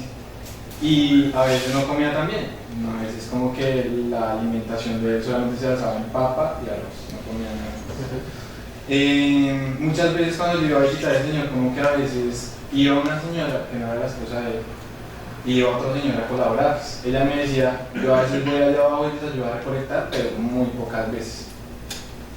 Otra experiencia, digamos, de forma paralela. Había un señor que estaba un poco cansado, estaba un poco agotado a sus trabajadores porque decía, no, es que ellos todo lo que me recolectan lo hacen al azar. Ellos no lo hacen de una manera como tan selectiva. Ya ahora voy a comenzar a contratar a mujeres porque suelen tener como una mayor percepción frente a los colores y frente a lo que se tiene que seleccionar. Digamos, no hay un grado de dependencia que ustedes hayan identificado en Caquetá en el que, en cierta manera, digamos, los grados emocionales que no se habían visto, que ustedes no se había visto, como que me hizo retomar otra vez como la imagen de ese hombre, porque yo sí lo veía como un poco deprimido a veces, como que uno entraba a la casa y como que uno veía los sacos de plátano, los sacos de café ahí regados, como, digamos, no había un cuidado, ni siquiera no había un autocuidado, sino era cuando iba esa señora ni siquiera era la esposa de él, la esposa de otro señor, o sea, como que compartían a la esposa. Y una de las que pues me refiero en ese hecho porque era extraño que esa mujer tenía muchos trabajos, esa mujer despellejaba conejos, esa mujer recogía plátano, sacaba papa y hacía muchas cosas, pero cuando solamente faltaba un trabajador. Solamente cuando había un vacío de que no tenemos a nadie que venga ella, porque en cambio ya. Sí, o sea, como que me refiero como a ese grado de dependencia en el que, digamos, si comparas como esas relaciones interpersonales como tan asociadas, como que se ve cómo se comparte, digamos, en ese lado, que a ella no le pagaban, o sea, que le pagaban era el esposo. Entonces como que sí hay una invisibilización frente al trabajo, pero también hay una dependencia. Y yo pues no sé si eso se multiplica en los diferentes lugares del territorio colombiano, porque eso se debe a varias cosas. La primera, que no hay casi jóvenes, los jóvenes están yendo a las ciudades por diferentes razones, muchas de ellas son por razones de género, otras por cuestiones económicas, porque no tienen como, digamos, no se ven proyectados en un futuro en el campo, que era como la pregunta de mi compañero acá. Entonces yo quisiera saber cómo si acá está sucediendo lo mismo, o sea, acá ven como esos tipos de migraciones, si la mujer, o sea... Bueno, precisamente es como el resumen, ¿no?, de lo que hemos venido hablando. Lo que pasa es que esa ha sido la cultura, ¿no? Digamos que la dependencia hace parte del diario vivir de ellos, porque precisamente se ve que la mujer ocupa diferentes actividades, ocupa diferentes espacios, como decíamos ahora, sin que tenga una retribución, por ejemplo, económica, ¿sí? A los hombres siempre se les ha enseñado es que ellos están en el trabajo, fuera de la casa, en todo lo que se les llama el campo material, y la mujer se adapta para trabajar en la casa. Lo que hay de diferencia es que las mujeres desarrollan su trabajo en el hogar, pero también pueden desarrollar las mismas actividades que hacen los hombres, en este caso el trabajo material. Por eso de pronto usted observa eso de que, bueno, el señor mientras estaba laborando, pues su casa no había quien la atendiera, y pues obviamente me imagino que él creció también en un hogar donde le enseñaron qué tal cocinar, o qué tal barrer, o qué tal. O digamos que las mujeres también, de una otra manera, y no solamente en lo rural, también en lo urbano, de cierta forma tenemos esa capacidad de hacer diferentes actividades a la vez, ¿sí? Hay algo también que es que los hombres normalmente se activan en el momento, esa es la diferencia que de pronto hablas ahora, es por lo que ven, nosotras por lo que escuchamos. Entonces como que estamos un poco más concentradas en lo que estamos realizando, y los hombres se distraen un poco más fácil. Entonces por eso nos permite a nosotros como organizarnos, como puntualizar las actividades. No sé si le respondo. Y por lo que decías de pronto de los jóvenes que se van perdiendo, pues yo creo que también es precisamente por eso, porque no se les evalúa la capacidad que ellos tienen allá, ni se les proyecta el tema rural, no se proyecta el tema empresarial, que es tan importante tanto para los hombres como para las mujeres. Obviamente lo que se necesita en el campo no son extensiones de tierra, sino que haya una productividad, pero que también haya un ingreso económico que los fortalezca dentro de su territorio, ¿no? Hay un tema bien importante que mencionas, y es que no hay nada más frágil que un macho. Y es un ejemplo claro. Algo que podemos identificar dentro de ese conjunto de atributos es que los hombres, o el hombre hegemónico, es altamente dependiente. No desarrolla su autonomía. Accede a dinero, pero en las labores cotidianas no tiene mayor nivel de desarrollo. Entonces, el resolver temas de su casa, personales, del cuidado, les cuesta un montón. Y de hecho, eso me trae a la memoria una experiencia que tuve la posibilidad de conocer en España. En una biblioteca de Zaragoza se inventaron algo que se llama el taller de habilidades domésticas. Era un espacio que se realizaba una vez a la semana, solo para hombres, en el que el equipo pedagógico y social de esta biblioteca dictaba talleres en temas como planchado, cocina, barrido, ese tipo de actividades que permiten mantener una casa, pero que probablemente los hombres no habían adquirido el hábito. Entonces, cuando conversábamos sobre la experiencia, yo les preguntaba a las personas que hacían parte de ese equipo pedagógico quiénes eran los hombres que estaban participando de ese espacio. Y nos mencionaban que principalmente eran hombres mayores, persona mayor, que inmigrantes, principalmente africanos y de países de Europa del Este. un año, y que por diferentes circunstancias se habían quedado solos, separaciones, pérdidas de su pareja, sencillamente estaban viviendo solos y no estaban preparados para asumir esas responsabilidades en una vida solitaria, y por ende se estaban viendo en dificultades para resolver temas cotidianos. Y tuvieron que inventarse este tema como taller de habilidades domésticas para poder desarrollar esas capacidades en los hombres. Es parte un poco, digamos, de lo que yo mencionaba con respecto a este asunto, es que esos procesos de socialización, de desarrollo de la autonomía en este modelo del hombre hegemónico es muy restringido, y que parte de las tareas consistía en eso, en poderle enseñar al otro eso que una mujer u otra persona era capaz de realizar. Y frente a la que tú tenías con respecto al tema generacional, hay un reto ahí bien importante, y es cómo lograr entender que el campo es un escenario pertinente para mujeres jóvenes, ¿sí? Entonces lo que decía Jenny lo complemento con un tema muy puntual. No hay que pensar en que quienes habitan el campo deben sembrar para mandar para lejos. Digamos que hay un imaginario que se ha venido reforzando por diferentes actores, y es que el campesino se debe creer el cuento que es un empresario, y que eso que usted produce se tiene que ir para China, para Europa, cuando usted entiende que usted puede cubrir una demanda local y territorial con eso que usted está haciendo. Desde la FAO entendemos que el territorio es un núcleo fundamental para el desarrollo social y para el desarrollo productivo, y que en esa medida el papel de los agricultores y de las agricultoras pasa por ahí: producir lo que se necesita en la zona. Es decir, poder generar un sistema local de producción alimentaria, agropecuaria, que responda a las necesidades del territorio. ¿Qué pasa? Nos encontramos, por ejemplo, en muchos municipios de diferentes departamentos, no solo aquí en el capital, que esos productos de consumo básico que mencionaba Patricia, que pueden sembrarse en la zona, ni siquiera vienen de allá.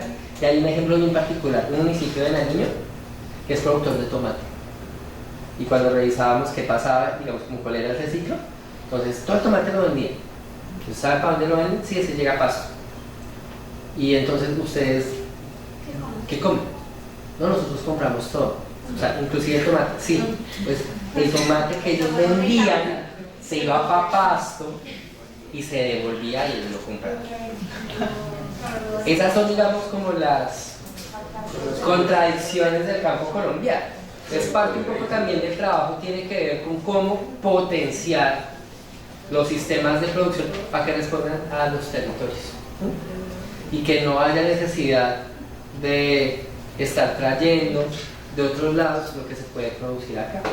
Eso en últimas garantiza que los campesinos accedan a dinero, pero que también se movilicen las economías locales. Pero es que el problema de los modelos precisamente de las cadenas productivas. Entonces, esto es una contravía precisamente a la producción para lo local, pensando no solamente el autoconsumo, sino el mercado local, y si sobra, pues para otro lado. Pero estamos en contravía de lo que nos quieren imponer. Yo tengo básicamente tres preguntas. La primera, en el taller de olla, más o menos que comentabas, ¿cuánta gente llegó? ¿Sí fue, digamos, significativa la gente al territorio que llegaron? Lo segundo, ¿cuántas veces hicieron este taller en el mismo lugar? Y otra, por ejemplo, digamos, comentan que las migraciones son del campo a la ciudad. ¿Han visto que se den casos contrarios de la ciudad al campo?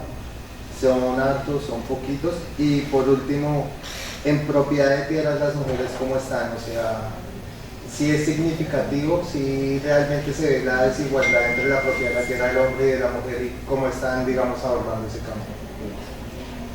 Entonces, ¿cómo era el tema de la olla? La olla es una actividad permanente en los talleres. Entonces nosotros, bueno, el proyecto contó con la participación de 1.500 familias de 3 municipios del Cauca: Almaguer, La Vega y Argelia. Almaguer y La Vega son municipios que están ubicados en la zona del macizo colombiano. Y Argelia está ubicado en la zona de Empatía, que es uno de los municipios con mayor porcentaje de cultivo de uso ilícito en el Cauca. Entonces, los técnicos en cocina participaron durante 6 meses del proyecto. Es decir, durante esos 6 meses, los 3 técnicos, uno de cada municipio, acompañaban las sesiones de trabajo que estuvieran programadas. Todas las 1.500 familias participaron del ejercicio de olla. Y de hecho el ejercicio de olla se hacía no solo si no estaba el técnico, sino que se terminaba siendo una actividad permanente en cada taller.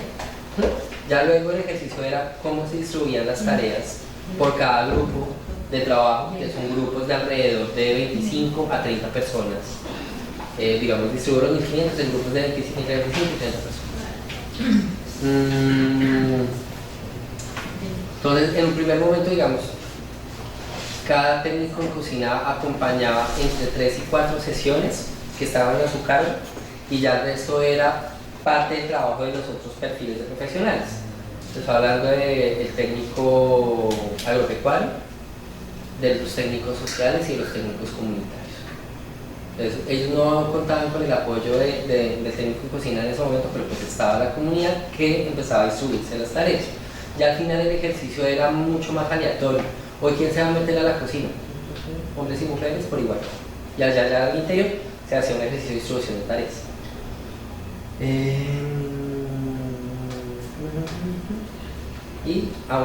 el tema de tierras, sí, tú lo tienes, ¿cierto? Sí, el tema de las tierras sí, pues ha sido increíble el porcentaje que nos dan las mujeres están entre el 23 y el 25% de tenencia de tierras. En Colombia, ¿no? En Colombia. Sí, altísimo. Yo creería que... Pero pues eso... Está más inflado. Realmente el tema de las cifras es un poco complejo, ¿no? Yo creería. Pero es la que nos presentan hasta el momento. Sí, están acomodados. Bueno, vamos a tener una política de la supervivencia, ¿no? Bueno, por experiencia nosotros tuve la oportunidad de participar en un proyecto en 5 veredas de acá de Caquetá, de la zona norte, y también se tenía como modelo la olla comunitaria. Claro, cuando a mí me explicaron que ese trabajo se iba a hacer a través de una olla comunitaria, pues yo me imaginé, tenía ese imaginario de que todos íbamos a estar ahí participando, y resulta que ya ellos habían organizado en algunos territorios, habían contratado a una persona para que hiciera preparar la alimentación, mientras que el resto del equipo de los participantes pues estaban prestos a las jornadas del taller. Esa persona que ellos contrataban no era parte del proyecto, sino ajena. Y bueno, y en otros territorios donde se hizo la olla, y hablamos justamente de eso. Y vamos a hablar de la equidad. Entonces, ¿cómo nos vamos a distribuir? Vamos a estar allá todos y todas, cada uno haciendo una tarea diferente, no sé, unos picando plátano, otros yuca, bueno, o cómo vamos a hacer esto. Y en una nos sale la sorpresa en que me dice una de las mujeres, no, profe, lo que pasa es que nosotros la vez pasada, en el encuentro pasado, cocinamos las mujeres, a esta le toca a los hombres. Y entonces sí, los hombres se pusieron en la tarea de ir a conseguir leña, armar el fogón y hacer todo el cuento del almuerzo. Y pues hablábamos justamente de eso, ¿no? O sea, los hombres también, bueno, ¿usted qué se les cayó con estar cocinando? No, nada. Y que si lava el plato también se le cae algo, y no, nada, no nos cae nada. Y yo, bueno, pues así no es solamente venir a trabajar aquí porque vamos a hacer una jornada pedagógica, sino también llevarlo a la casa para que tanto las mujeres también puedan acceder a los espacios de participación política y de formación, ¿no? Entonces, así en esa manera de reflexión. En otros sí, desafortunadamente, los hombres decían, no, es que nosotros le ayudamos solamente a acabar con lo que hay ahí. No, pero pues es una vaina de construir entre todos y todas. O sea, aquí en el proyecto pues tenía entendido que se estaba mixto, pero desafortunadamente ahí también vimos el reflejo de la titulación. Quienes titulaban el proyecto eran hombres, ¿sí? Y se suponía que estaban trabajando en dúo, pero desafortunadamente eran los hombres que titulaban el proyecto y las mujeres no. Y el proyecto creo que se estaba aplicando a 25 o 30 familias por vereda, y de las 25 y 30 familias escasamente 2 o 3 mujeres eran las titulares. Y lo que llegaba en proyectos solamente se le entregaba al titular, o sea, las mujeres no podían ni siquiera ir a recibir eso. Se mira la desigualdad, ni la berraca en eso. Y y frente al tema de en zonas de las historias que recogí, decían los campesinos en una zonas de tierra de lo que fue bonanza cocalera en esos territorios. Uno me contó, me dijo, cuando había bonanza cocalera las mujeres eran a montón. Se acabó la bonanza y nos quedamos casi sin mujeres. Y resulta que a raíz de eso los hombres empezaron a entrar a hacer labores domésticas. Tanto así que llega en las fincas, algunos ya estaban trabajando en la preparación de alimentos y eso.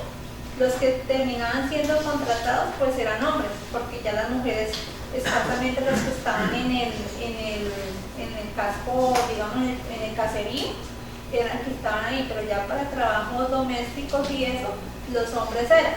En una de las experiencias que tuve también con el tema de una abuela, la señora pues tuve antes de dar el taller, de contarme la historia, cuando estaban en bonanza cocalera, ella era la que era extremadamente la carga laboral con nosotras, ¿sí? Porque aparte de estar en el cuento de lo agrario, con el tema de la coca y con la casa, pues teníamos que los miércoles, los días de mercado, pues ir a trabajar eso. Y ahora hemos descansado. Entonces el abuelo después de entrar en el taller, llega a la casa y termina haciendo cosas que me decía la señora, él nunca se había metido a la cocina a cocinar. Y hoy sí, cuando él me dijo que no, que él iba a cocinar, yo me quedé como, ¿ya qué le pasó? Tantos años y es primera vez que me mete a la cocina. Entonces dijo, no, él estuvo en el taller. Dijo, no, entonces fue eso, porque no era, ese no es mi hombre.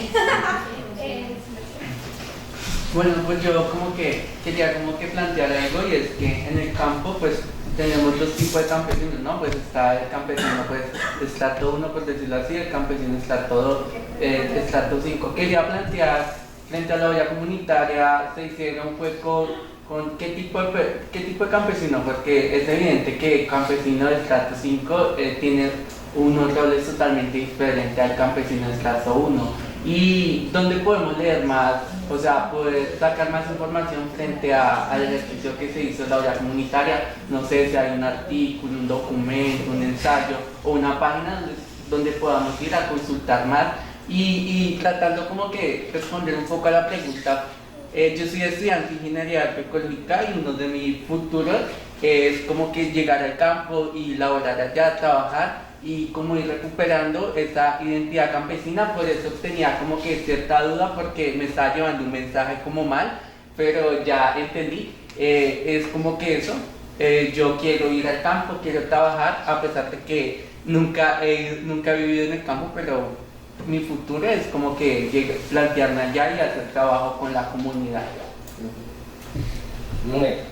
¿Cuáles eran, digamos, como el grupo con el que trabajamos nosotros?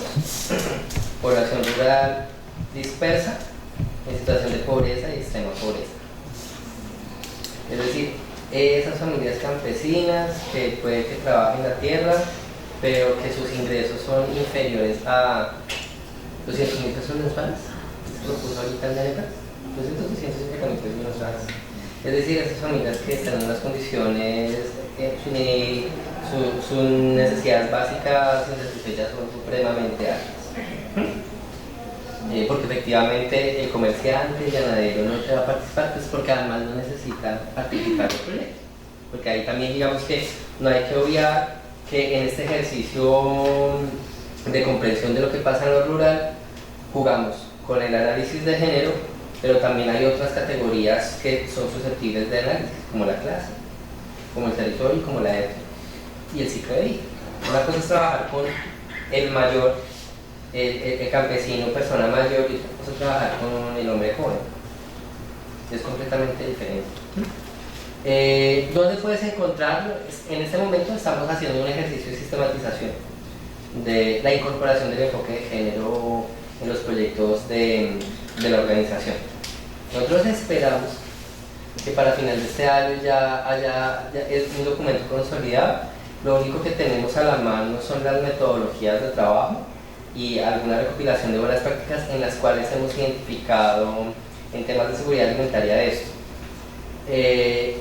La FAO en Colombia ha venido produciendo algunos documentos que permiten es como hacer ese barrido inicial de la relación del género y la seguridad alimentaria y nutricional, y puntualmente hay dos documentos que están centrados en las masculinidades.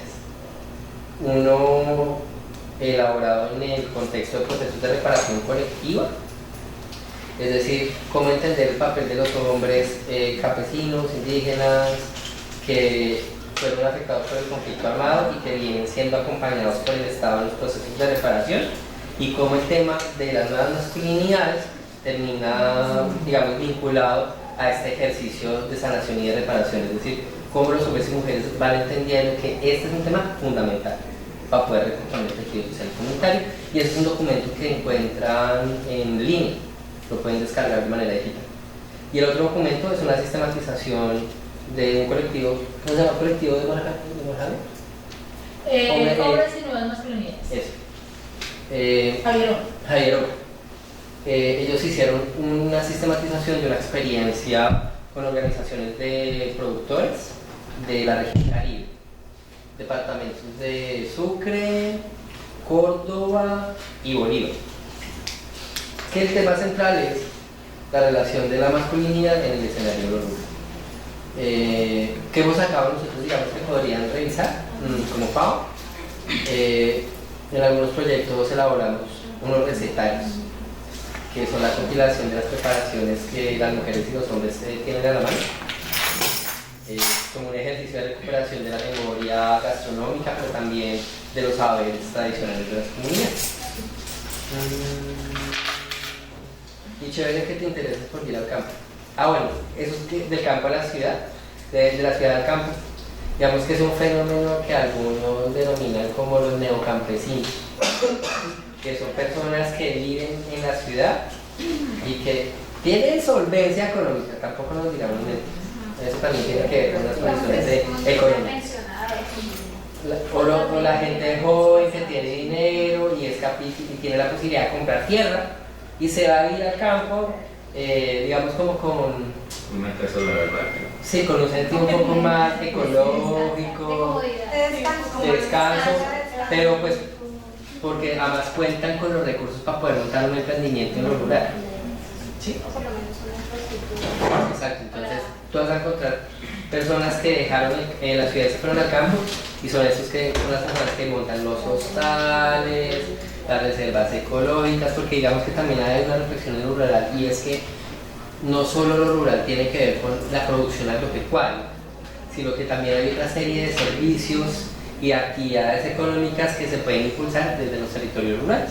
Todo el tema ecosistémico, el tema de biodiversidad, que también está cobrando ahorita mucho peso porque garantiza pues, la sostenibilidad ambiental también.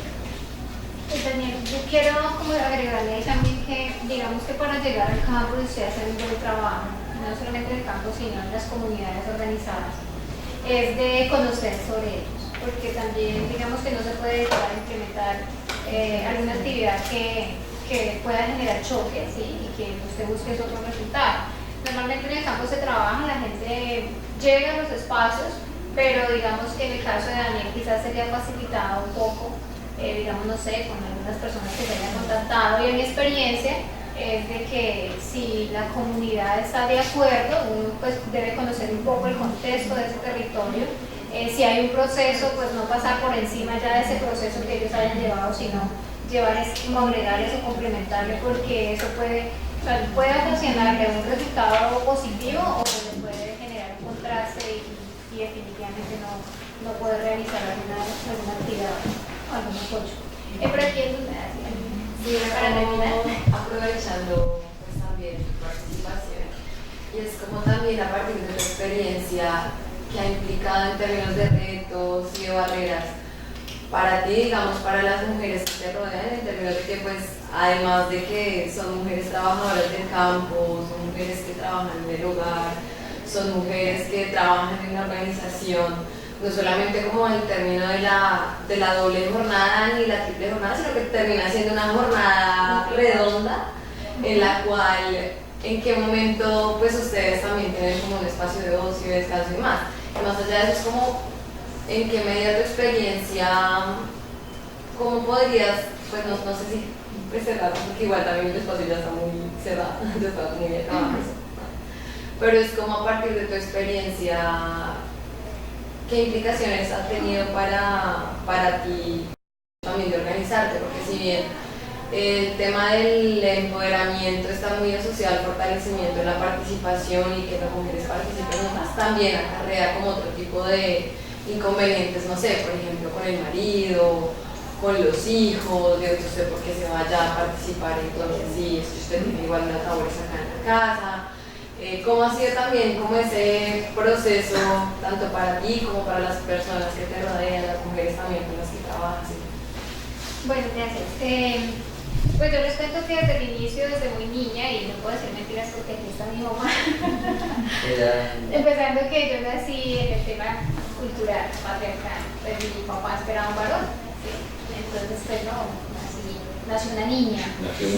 Nació mujer. Pero no solamente llegué naciendo mujer, sino que llegué rompiendo estereotipos.